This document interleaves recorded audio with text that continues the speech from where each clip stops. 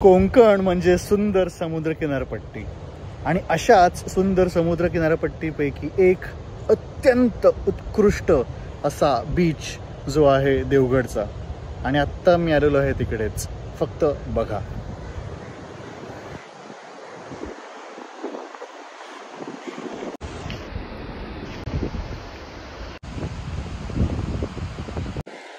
एकांताची गरज आहे, तुम्ही इकडे या.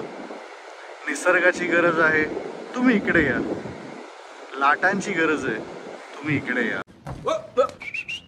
Kurla location, 1 year possession, 93 lakhs.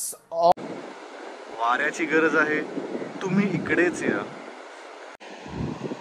Devgad हे असं एक शहर आहे जे आधीच 40 किलोमीटर हायवेच्या आतमध्ये आहे.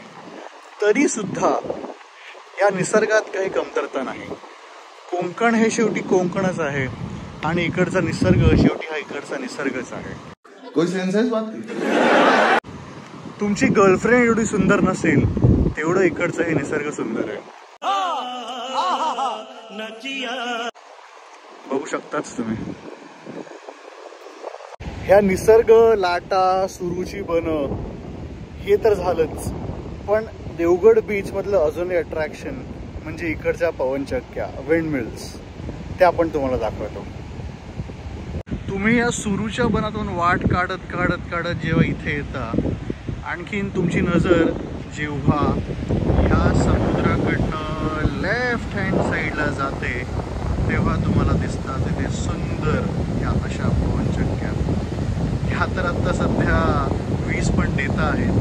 आधी मी जेव्हा इथे राहायचो तेव्हा ते पण नसायचं. बट हे जे सुशोभीकरण झालेलं आहे नवीन,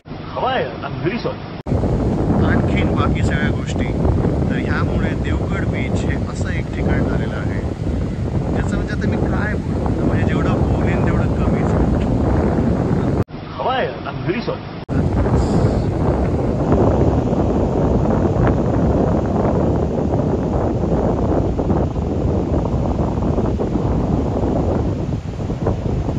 आणि इथे सर्वात महत्त्वाची गोष्ट म्हणजे वारा खूप आहेच, पण माणसं एवढी कमी.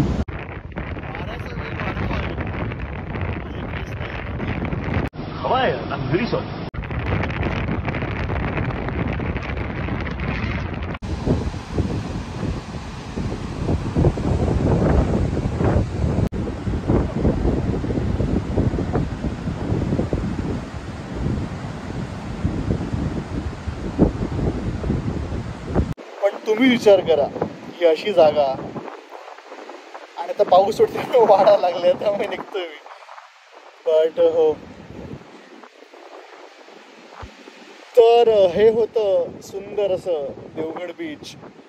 पवनचक्कीवर जायचं आहे, पण सध्या इथे खूप म्हणजे खूप पाऊस आहे. आज नशिबाने थोडं आत्ता इथे ढग किंवा आकाश खुल्लं होतं म्हणून मी पटकन आलो. बट हो, पवनचक्की पण तेवढं सुंदर आहे आणि आता दिसतंय आता मला पाऊस येतोय, तर त्यामुळे इथे निघतोय मी.